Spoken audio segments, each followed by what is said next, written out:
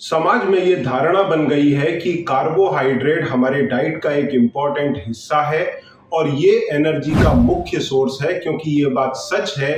पैदा होने से लेकर अंतिम समय तक हम कार्बोहाइड्रेट से अपनी एनर्जी लेते हैं और सबसे बड़ा हिस्सा एनर्जी का इसी से आता है। और इस दौड़ के अंदर हम इस बात से पूरी तरह इग्नोरेंट रहते हैं कि अगर कार्बोहाइड्रेट के ओवरडोजेज हमारे शरीर में जाएंगे तो ये कुछ ना कुछ बीमारी करेंगे। जैसे भले पानी अगर आप एक रो में 3 गिलास पीने के लिए जाएं तो आप पी नहीं सकते, उसे पीने से मना कर देते हैं। वहीं कार्बोहाइड्रेट के इतने बड़े डोज आप अपने बॉडी के अंदर डालते हैं कि आपके शरीर के अंदर भयंकर तोड़फोड़ कर रहा है और आप समझ भी नहीं पाते। आपका फोकस रहता है प्रोटीन और फैट के ऊपर। फैट ज्यादा खाएंगे मोटे हो जाएंगे, हार्ट अटैक आ जाएगा। प्रोटीन ज्यादा खाएंगे किडनी खराब हो जाएगी। पानी बहुत ज्यादा पिएंगे, बार बार वॉशरूम जाना पड़ेगा, भाई पेट फाड़ ही ले क्या। इस तरह की चीजें अक्सर हमको सुनाई देती हैं और हम इस बात पर ध्यान ही नहीं दे पाते कि कार्बोहाइड्रेट हमारे जीवन में क्या उथल पथल कर रहा है। और अगर हम इसकी तरफ ध्यान दें तो आपको जान करके सरप्राइज होगा कि मोटापा, डायबिटीज, कार्डियक प्रॉब्लम से लेकर के सीक्वेंस ऑफ इवेंट्स हमारे जीवन में जो आ रहे हैं, आज जो अस्पताल भरे हुए हैं, वो इसी कार्बोहाइड्रेट के कारण भरे हैं, इसकी ओवर टॉक्सिसिटी के कारण भरे पड़े हैं। और ये हमारे भोजन में आ कहां से रहे हैं? अगर हम अपने खाने पीने की चीजों पर गौर करें तो आप देखिए, सामने आप देख सकते हैं, जैसे शुरुआत होती है सुबह poha, idli, dosa, bread, jam, noodles या फिर केक या दूसरे bakery products, cornflakes, biscuit, muffin, cold drink, juices, बंद पाव, चॉकलेट या कुरमुरे की भेल। इवनिंग स्नैक्स में समोसा, कचौड़ी या बड़ा पाव, पिज्जा, पास्ता, बंद चावल, तरह तरह की बिरयानियां या फिर तरह तरह की मैदा की बनी हुई रोटियां। उसके बाद में फ्रूट जूस, कॉकटेल और मॉकटेल्स। मतलब हम जिधर निगाह डालें उधर कार्बोहाइड्रेट कार्बोहाइड्रेट और कार्बोहाइड्रेट दिखाई देता है। तो ये करता क्या है आखिर? ये कार्बोहाइड्रेट जब हमारे पेट में जाता है तो ये सब शक्कर बनाता है, ग्लूकोज बनाता है, क्योंकि ये फीका कार्बोहाइड्रेट और मीठा कार्बोहाइड्रेट दोनों ही प्रकार का हम कंज्यूम कर रहे हैं। रोटी के अंदर एक रोटी में 4 चम्मच शक्कर, चावल के अंदर 70% शुगर। इनके प्रोडक्ट पोहा, इडली, डोसा, ब्रेड भरपूर, उपमा भरपूर है शुगर से। तो जब ये इतनी बड़ी क्वांटिटी जाती है तो पेट में जाने के बाद फटाफट डाइजेस्ट होती है। डाइजेस्ट होकर के ब्लड के अंदर ग्लूकोज के रूप में स्पाइक करती है शुगर को। तो एक तो हमारा पेट तेजी से खाली हो जाता है और हम फिर तैयार हो जाते हैं नेक्स्ट फीड के लिए। तो हमारा भोजन डबल हो गया, 3 की जगह अब हम 6 बार खाने लगे। और जब ये ग्लूकोज ब्लड शुगर को स्पाइक करता है तो एक इंसुलिन करके हार्मोन निकलता है।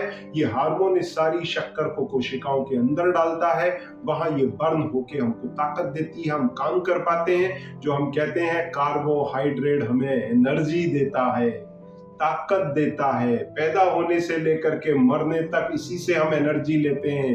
This is important. पर एक लाइन आपको मैं यहाँ बोलता हूं, कभी आपने सुना है इसेंशियल कार्ब्स?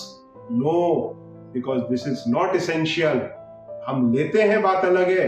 प्रोटीन इसेंशियल सुना होगा, फैट इसेंशियल सुना होगा, पर कार्ब इसेंशियल नहीं होता। तो हम कार्बोहाइड्रेट के कम डोजेस के साथ भी जी सकते हैं, पर कार्बोहाइड्रेट के ये बड़े डोज क्या करते हैं? ये फैट में कन्वर्ट होते हैं, क्योंकि हमारे बॉडी के सेल इसके लिए टॉक्सिक हो जाते हैं। हमारा लिवर इससे फिर शुगर से बनाता है फैट और अपने पास थोड़ा जमा कर देता है कि कभी आपने नहीं खाया तो इस्तेमाल करेंगे। और वो दिन तो कभी आता ही नहीं आपके जीवन में। अब तो फ्री में अनाज भी उपलब्ध है लोगों के लिए। तो वो दिन आता नहीं है कि लिवर अपने इस फैट को यूज कर पाए, जो बनाता है फैटी लिवर। शुरुआत इधर से ही होती है। फैटी लिवर के बाद में फिर यही फैट आपके खून के फ्लो में जाता है, बढ़ाता है ट्राइग्लिसराइड लेवल। जी हाँ, हाइपरलिपिडीमिया। तो जब ये होता है तो ये जो आपके खून के अंदर ट्राइग्लिसराइड चल रहा है, कोलेस्ट्रॉल चल रहा है, ये आपके पूरे शरीर में फैल जाता है और शरीर में जमाव बढ़ता है और फिर आती है ओबेसिटी, मोटापा। और इसके साथ में ये चूंकि टिश्यू में जाके जमेगा तो आपके खून की नली में भी जमेगा, उसको कहते हैं एथेरोस्क्लेरोसिस। तो ये आ गई चौथी प्रॉब्लम। अब जब खून की नली पतली हो जाएगी हार्ट को ज्यादा ताकत लगाना पड़ेगा तो आ गया ब्लड प्रेशर। फिर आता है थायराइड, जो ईटिंग हैबिट्स के कारण भी आ सकता है और ऑटो इम्यून कारण से भी आ सकता है, जिसे हाइपोथायराइडिज्म टाइप 2 कहते हैं। और टाइप 1 जो है वो आपके डाइटरी हैबिट से आ सकता है, तो हाइपोथायराइड की समस्या लोगों में आने लगती है। फिर पीसीओडी, जी हाँ, जब आप ज्यादा मात्रा में कार्बोहाइड्रेट खाएंगे आपके कोशिकाओं में जाएगा, कोशिकाएं रजिस्ट करेंगे। जैसे आप तीसरा गिलास पानी लेने से मना कर देते हैं, कोशिका भी मना करती है इतने ग्लूकोज को अंदर लेने से, क्योंकि ये उसके लिए टॉक्सिक होने लगता है। तो जो इंसुलिन इसको फैसिलिटेट कर रहा है सेल में डालने के लिए, ये उसके प्रति रेजिस्टेंस बताती है, जिसे कहते हैं इंसुलिन रेजिस्टेंस। और यही इंसुलिन रेजिस्टेंस बेस बनता है आपकी डायबिटीज का आगे जाकर के। तो जब ये इंसुलिन रेजिस्टेंस बढ़ेगा, ब्रेन से कुछ हार्मोन्स जो आपके मेंस्ट्रुअल साइकिल के लिए जरूरी है, एफएसएच, उसको बनने से रोकेगा। इस हिंडरेंस के कारण 70% महिलाओं में पीसीओडी की समस्या आती है। तो डॉक्टर क्या बोलते हैं? ये हार्मोन की दवाई खाइए, मोटापा कम करिए। पेशेंट सीरियसली लेता ही नहीं, उसको लगता है कि डॉक्टर ने तो मेरे को मोटा देख करके बोल दिया, डॉक्टर भी तो मोटी थी या फिर मोटा था। कई बार लोग ये सोच लेते हैं, इवन गायनेकोलॉजिस्ट, वो खुद ओबीज हैं, उनको भी ये पता नहीं है कि it is so deeply connected. पर अब उनमें भी अवेयरनेस फूड के प्रति बढ़ रही है, उनको मालूम पड़ रहा है कि this is prime cause of PCOD.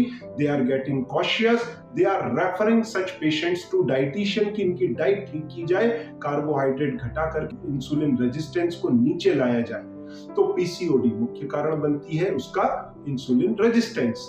अब इसके बाद में हाथ पैरों में जलन, न्यूरोपैथी की समस्या, फिर उसके बाद में मेल्स में इरेक्टाइल डिसफंक्शन, सेक्स की प्रॉब्लम अक्सर मोटे लोगों में या डायबिटिक लोगों में देखने में आती है। तो आप ये सोचेंगे कि मैं ज्योतिषी के जैसे आपके शरीर की हर समस्या के बारे में कैसे बता रहा हूं? मैं इसलिए बता रहा हूं क्योंकि ये सीक्वेंस ऑफ इवेंट है और इसको मैं कहता हूं कार्ब्स लाइन। नया वर्ड मैंने खुद ने कॉइन किया है आपके लिए, carbs line. High carbohydrate diet से होने वाले बॉडी में कॉम्प्लिकेशंस, क्योंकि ये डायबिटीज के कॉम्प्लिकेशन नहीं है, ये दरअसल है हाई कार्ब डाइट के कॉम्प्लिकेशन। तो अब जब आपके शरीर में न्यूरोपैथी आ गई, इरेक्टाइल डिसफंक्शन आ गया, तो अगली प्रॉब्लम क्या आती है? स्किन के अंदर चेंजेस, डार्क स्ट्राइप्स आ जाते हैं गर्दन के चारों तरफ और कांख के अंदर, और उधर मस्से झलकने लगते हैं। जी हाँ, आपके भी अंदर है। देखिए, मैं ज्योतिषी हूं, आपको बता रहा हूं। जी हाँ, ज्योतिषी नहीं, मैं डॉक्टर हूं, और ये होता है इसलिए आपको बता रहा हूं। ये सीक्वेंस ऑफ इवेंट्स है कार्ब्स लाइन में, इससे बचें। तो कांख में मस्से आ जाते हैं, फिर यूरिन का infection, fungal infection, private part में इन्फेक्शन, नाखूनों में इन्फेक्शन, और फिर उसके बाद में बॉडी में लगे हुए दोनों साइलेंसर्स में प्रॉब्लम। जी हाँ, थोड़ा सा माहौल को हल्का करते हैं। अब होता क्या है, जब आपका मोटापा बढ़ता है तो बॉडी में दो साइलेंसर है, एक पीछे एक ऊपर। पीछे का साइलेंसर जब हवा निकलेगी तो जोर की आवाज करती हुई निकलेगी, जनरल अनाउंसमेंट के साथ। आपने देखा है ना, मोटे लोग जब गैस छोड़ते हैं तो एक अनाउंसमेंट होती है, सब दूर सबको पता पड़ जाता है। पतला कब छोड़ के जाएगा मालूम नहीं। तो एक ये साइलेंसर बिगड़ जाता है, दूसरा साइलेंसर गले में लगा है, खराटे। जी हाँ, स्लीप एपनिया, ये भी इसी के कारण है। अगर आप मोटे होंगे हाई कार्बोहाइड्रेट डाइट से या हाई फैटी डाइट से, क्योंकि हम अब हाई फैटी डाइट तो लेते नहीं है, कार्बोहाइड्रेट ही ज्यादा है, 75% है, वो फैट में कन्वर्ट हो रहा है, तो गले के चारों तरफ जमा हो रहा है। ट्रेकिया का ये साइज होता है और ये ऐसा पतला हो जाता है सीटी या बांसुरी के जैसा। फिर उसके बाद में इससे बोल निकलने शुरू होते हैं। आपने देखा होगा, एक पीपी को आप बजाएं तो आपको हवा को पतली नली से ब्लो करना पड़ता है तो आवाज निकलती है। तो वही आपके सांस के नली में हो जाता है, ना हवा अंदर जा रही ना बाहर जा रही। तो इससे होता क्या है, खून के अंदर CO2 की मात्रा बढ़ने लगती है, जो ब्रेन को जाकर के बोलती है, भाई साहब सांस आ नहीं रही, मर जाओगे, उठ जाओ। भड़बड़ा के आदमी उठ जाता है आधी रात में कि अरे भाई विंडो खोलो, सांस नहीं आ रही है। This is called sleep apnoea. Patient deep sleep में जा ही नहीं पाता। हर इंसान को अपनी थकान मिटाने के लिए रात के कुछ घंटे के लिए डीप स्लीप में जाता है, जिसे बोलते हैं घोड़े बेच के सो गए क्या। जी हाँ, ये घोड़े बेचने का टर्म उधर से ही आया है। तो ये जो घोड़े बेच के सोने वाली बात है, मोटे लोगों के साथ ये हो नहीं पाता because of the sleep apnoea, और CO2 उनके ब्लड में बढ़ती रहती है। तो अगले दिन जब वो उठते हैं, थकान पूरी जाती नहीं है। इस थकान को कंपनसेट करने के लिए फिर वो शुगर ज्यादा खाते हैं, कार्बोहाइड्रेट खाते हैं, फिर वो वापस मोटापा बढ़ाता है और स्लीप एपनिया को फिर बढ़ाता है। ये विशियस साइकिल चलता है। तो क्या क्या हो गया शरीर के अंदर? सबसे पहले आपके फैटी लीवर, फिर मोटापा, फिर एथेरोस्क्लेरोसिस, खून की नलियां पतली, हाइपरलिपिडेमिया, ट्राइग्लिसराइड कोलेस्ट्रॉल गड़बड़ हो गया, स्किन के ऊपर अटैक्स आ गए, स्ट्राइप्स आ गए, फंगल इन्फेक्शन हो गया, यूरिन इन्फेक्शन हो गया, महिलाओं में PCOD हो गया, पुरुषों के अंदर इरेक्टाइल डिसफंक्शन हो गया, हाथ पैरों में जलन हो गया, न्यूरोपैथी हो गया, फिर इसके बाद में स्लीप एपनिया आ गया, फंगल इन्फेक्शन नाखूनों में भी आ गए, और इसके बाद में आ गई डायबिटीज फॉक्सी। ये तो बच्चे थे जो अभी तक खेल रहे थे। अब बड़े बाप लोग, I am sorry, I am using such terms just to explain you. तो अब जो बड़े कॉम्प्लिकेशन आते हैं डायबिटीज के आने के बाद, चूंकि ब्लड प्रेशर आया है, खून की नली पतली हुई है, तो हार्ट अटैक भी आएगा, ब्रेन स्ट्रोक भी आएगा। आंखों की अगर नलियां पतली होंगी तो नई फ्रेजाइल ब्लड वेसल बनती हैं जो रेटाइनोपैथी को लाएंगी और आंखों में लाएगा कैटरेक्ट, आंखों की रोशनी जाएगी और किडनी खराब होगा, तो नेफ्रोपैथी। फिर उसके बाद में आपके पैरों की नसें पतली होंगी तो डायबिटिक फुट, आपके पैरों में जलन, चल फिर नहीं पाएंगे, कांटे चुभेंगे, न्यूरोपैथी की समस्या, डायबिटिक फुट में उंगली काली पड़ेगी तो एम्पुटेशन। फिर डायबिटिक फुट के साथ में आपके हाथ पैर पतले पड़ने लगेंगे क्योंकि मोटर न्यूरोपैथी है, और फिर उसके बाद में जो आपके हार्ट बीट इरेगुलर होना शुरू होगी, वो हार्ट बीट इरेगुलर होगी, डाइजेशन का प्रॉब्लम होगा, ये सारे कॉम्प्लिकेशन आएंगे। फिर आएगा prostate, that is also interconnected. तो जब सब ऑर्गन का साइज इंसुलिन बढ़ा रहा है तो प्रोस्टेट का साइज भी बढ़ाएगा, प्रोस्टेट हो गया। फिर बात जाकर के रुकेगी जाकर के कैंसर। तो इतने सारे डेंजर किसके हैं? Carb rich diet. जी हाँ। फिर लोगों को मालूम क्यों नहीं है? लोग भ्रमित क्यों हैं? इसी भ्रम को दूर करने के लिए ये नया कंसेप्ट बिल्ड हुआ, क्योंकि अब तक जो डायबिटीज का आपका ट्रीटमेंट होता था वो इस बात को लेकर के होता था कि अगर खून में शक्कर बढ़ी है तो दवाई खाइए, कम हो जाएगी।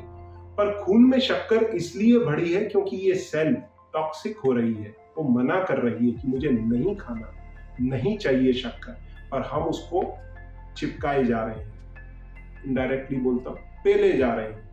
तो ये जो बढ़ी हुई शक्कर अंदर जाती है, सेल मना कर रही है, दवाइयों के माध्यम से आप उसमें ठूस रहे हैं इसको, धीरे धीरे ये सेल मरने लगती हैं, बीमार पड़ने लगती हैं, और ये 20 बीमारियों के रूप में आपके सामने आता है। फिर भी आप उसका इशारा नहीं समझ पा रहे। इशारा सिंपल है, कार्बोहाइड्रेट घटा दीजिए। अगर मैंने कार्बोहाइड्रेट खाया ही नहीं तो ब्लड में शुगर बढ़ेगी ही नहीं, तो मेरे को दवाइयों की जरूरत क्यों है?